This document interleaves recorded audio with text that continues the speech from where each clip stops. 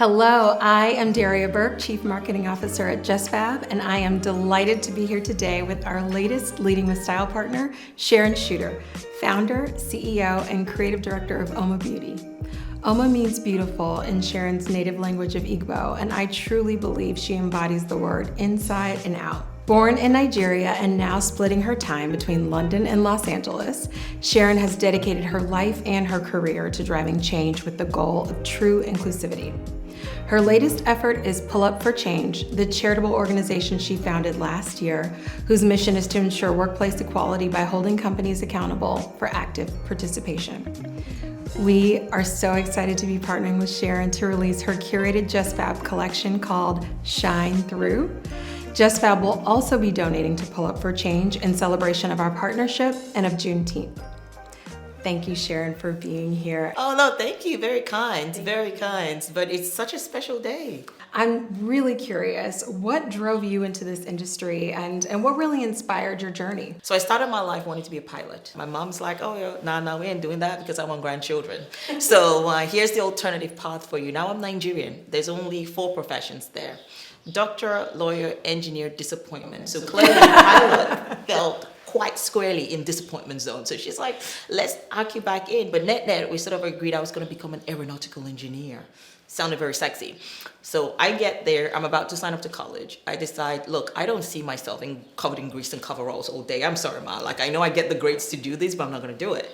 So I signed up to become an accountant. I really didn't understand what accounting meant. I thought accounting meant finance and didn't quite understand the difference.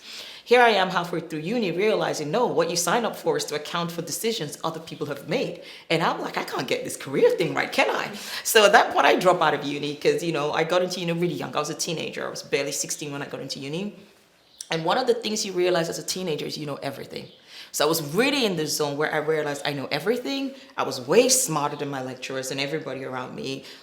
Why do I need that? Throw it out. Go and become Beyonce. So I literally quit school, went off to go be a singer. So I went off and then quickly realized that music does not pay the bills. So I needed to get a day job. And this is where beauty came in. Because at this point, I'm desperate. I'm out of home. I can't go back home because there's no way. My only entry back home is to go back to uni, right? And you're at that age where you want to prove your parents wrong. I'm independent. I can do it all by myself, right? So I go off to get a job, and I ended up reaching out to all these beauty companies, Revlon, everybody, L'Oreal, MAC, because at the time, MAC was doing a lot of money in Nigeria, but they weren't there. So these were women going overseas, buying, products, loading in their suitcase, coming back home and selling, right? Travel retail. Travel retail, when that discount's going on and they think they hit their target, now it's going to Nigeria, y'all. Like many salespeople have got commission off sales there being resold in Nigeria. So that was really the journey there. And, a crazy stroke of luck and just me being a mad teenager, I ended up bringing Revlon to Nigeria.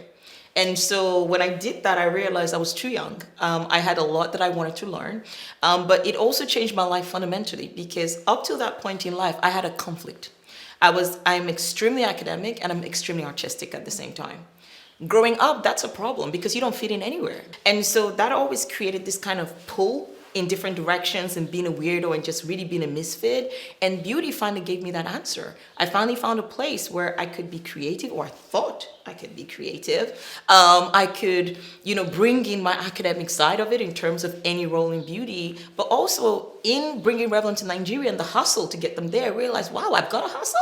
Okay, so beauty became my home, but I made the decision that I was going to take a step backwards and go and learn properly. Go learn and go work with companies, understand this industry and do it justice. And that was my start in beauty. You've said that you believe that beauty is born the moment someone decides to be their authentic self, absolutely. Right? And you've kind of introduced that a little bit, and I think that's so true and it's so powerful. And I'm curious, you're a young woman, so at what point did you come to this realization?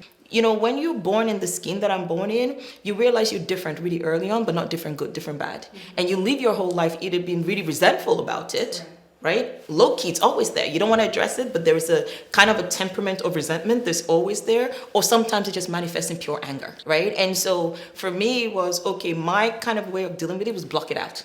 Block it out and pretend like you're somebody else and become somebody else. And that's what I did. I became somebody else. But in that journey, I realized there was nothing beautiful about me because I'm not me. And so when I say beauty starts the moment you decide to be yourself, looking at myself now 4 years later on this journey, oh my God, I feel hella sexy. I feel good about myself. I don't feel I need to prove myself to anybody. I wake up and the power that I move with, I feel like it's what has driven my success. It's no coincidence that the last 4 years has been the most successful of my entire life. And it's because I walked into my story, owned that story, owned my purpose, and said, you know what? There's a refrigerator and it's there to cool things down. There's a microwave, it's there to heat things up. I'm a microwave. I'm here to add fire, right? And I put myself in there. So yes, it's a very personal statement because that's been my real journey. I'd love to shift to talk about Pull Up for Change, which you founded about a year ago after the murder of George Floyd. How have your goals for the organization transformed over this past year, and what are some of the milestones that you've reached so far? So for me, the quickest path to progress is Black businesses, right? If I can support, enable, facilitate, and get these businesses right now, 1.8 million of them have no employees. If we can get them to a place where they even hire 1 or 2 employees, right? How much jobs is that? That is between 4 to 6 million jobs that we can create. That is a very realistic aspiration. And you know, when people hire their first employees, they don't go on LinkedIn. They hire people around them, right? And these businesses are of different level. It's the best way to even build pipeline because it means that I'm giving my sister an opportunity because she's my sister. But now she's just learned skills that could allow her even leave my company in future and go work with a L'Oreal. So it's a one, especially for me as an entrepreneur, that I'm so passionate about, and is why I keep saying to people now that the best type of allyship is economic allyship. You know, you have that Black friend, right? Care about where they go back to sleep. How their fees are going to get paid, right? That's true friendship. If we just hang out and then we go home, you go off to Beverly Hills, I go off to some crappy little apartment, I can never get jobs. Are we really friends, right? And so for me, we're really pushing this economic allyship and making that focus on Black businesses. And that was what our campaign in February was rooted on. I did the Make It Black campaign, where I pulled together 8 to 9 of the top beauty brands, got them to convert their most iconic products to Black, and we raised money to be able to facilitate and fund more Black businesses. And we're giving the money away at Essence Festival, actually. We're holding pitch contests there, and we're giving away some grants to people. And these are not equity in their company. This is not a loan they have to pay back. This is a pure grant. For me, Black founders are over-mentored and under-invested in. And so for us as well, nobody wants to give us the money to do it, but we'll have to step in and do it. So we continue to work on that. And even now we're working on Make It Black Part 2 for next year. We're working on more initiatives to continue to raise money, to channel this money directly to these founders. We continue to work on a hired program to facilitate and create pipelines for companies and owned pipelines, getting them the best and brightest Black talent. But before we even get them, making sure they have an ecosystem where Black talent will foster. And then of course, we don't deviate from what we started with, which is about accountability and transparency. So really that's our 3 pillars now, and that's what we've been working on. Thank you and congratulations for that work. And so it's not yet a national holiday, unfortunately, but in the month of June, we observe Juneteenth. Yes. Also known as Freedom Day, Liberation Day, Jubilee Day, Emancipation Day, depending on where you're from, in commemoration of the emancipation of the last group of Black people who were enslaved in the United States. Yes. 2.5 years after the Emancipation Proclamation had become official. Yes. As an African-born woman with a deep connection to the United States, you live here. Yes. And to Black Americans, what does Juneteenth mean to you? So I think for me, when I come to Juneteenth, it's usually a moment where I'm reminding everybody that, hey, I know we're focused on this moment right now, but I really want you to celebrate your freedom overall in terms of nothing could hold us down even after 400 years of shackles, right? It still didn't hold us back. It never broke our spirit. And that's what we should be very proud of. The fact that we still, through everything we go through, even up till today, what we go through as a Black community is unnatural. And so I think Juneteenth is a really good reminder of resilience, of perseverance. And it sort of also reminds us about why we should never stop, right? And why we must never become like what we're fighting. That should be the key memory here. And that's why when I hear people talk about violence, I'm like, no, because it doesn't make you better than the other person, right? And we are better. You have to always hold that head up high and go, I would never get to that place, but I will get what we need to get to, right? You very much use your personal style to celebrate your heritage and to express that portion of yourself and your view of the world. When did your love of fashion first begin? Oh my God. I mean, isn't it just ingrained in us from birth, right? I sort of think about like myself and fashion. My mom was very stylish.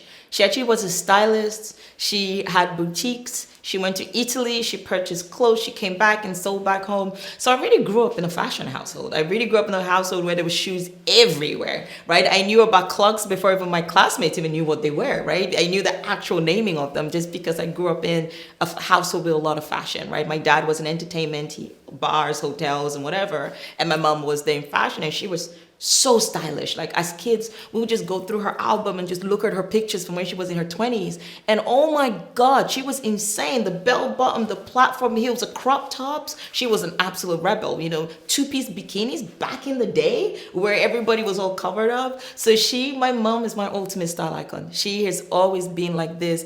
I could wear her clothes today and everybody will think I just walked in and bought them today, right? In terms of the clothes that she amassed in her heyday, right? And so that's really where my sense of style comes from. So tell us about the Shine Through collection that you've curated for JustFab. How does all of that translate into this collection that you've put together for us? Yes, I would say it's a collection of light, right? Because, you know, we're going into summer. And this really is a curation of shoes that you can wear that will brighten up any outfit. They feel airy, they feel like you're floating on a cloud, right? This is a summer that is about freedom, it's about celebrating, you know, hopefully coming out in some way, shape, or form and breathing air again in a way we haven't in the last year.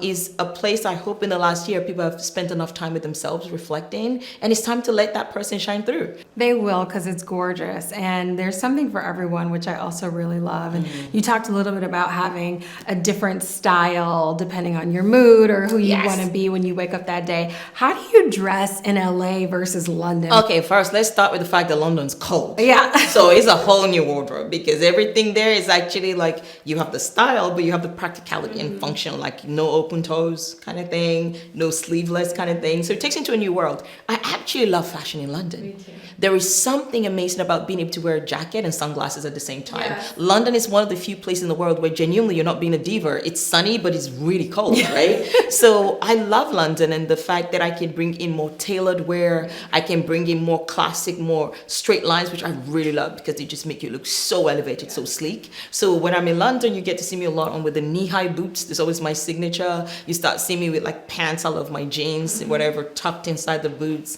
and you know, whatever cute top going on in there. I love oversized jumpers. Oh my God, London's the only place where I can wear that, like London, New York, right? Come to LA, it's completely opposite. That's why right now I quite literally have two different wardrobes, because here now it's about that air, right? It's about the lightness. I mean, it's barely cold here. When I'm in LA, people are like, oh my God, it's cold. I'm like, it's cold. Wow, okay. So LA is completely different. LA allows me to just let my skin out a bit more, right? Then I find when I'm here in LA, I'm more conscious about even my body, right? You come here to LA, oh my God, everything you wear is like just right there. So LA sort of makes you a bit more conscious, but it's good because it keeps me healthier when I'm here, because you know you're working out, you're doing all the things that you need to do to keep a healthy lifestyle. So I love my fashion here. It's very casual, it's very laid back, and now I'm really digging flat shoes. I'm really digging like sneakers, and then now I'm playing with that in terms of being able to still wear things that are dressy, but then pairing them with sneakers, right? Luckily they look good, but really the functionality of it really is great. Lastly, the question we end all of our interviews with: what is the best advice a woman you admire has given to you? My sister, be yourself, everybody else is taken. So when I was struggling as a kid to find myself and wondering, why am I so weird? Why don't I fit in anywhere? And she says, why would you want to fit in anywhere? Be yourself, love yourself. Actually, it's be yourself, love yourself. Everyone else is taken, and somewhere out there, somebody's looking at you trying to be you. That's actually the full one, and that changed my entire life. It was the first time I was like, okay, yeah, I can do this thing. So my sister is the one to credit for that one. Smart woman and a good sister. She is. This has been so much fun. Yes, right? I definitely have not laughed this hard. Thank you so much for your time, for this conversation, and for being such an amazing woman who leads with style and a partner to JustFab. No, thank you. Thank you for having me as well. Thank you. And we will be back in August with another conversation as a part of our Leading with Style series.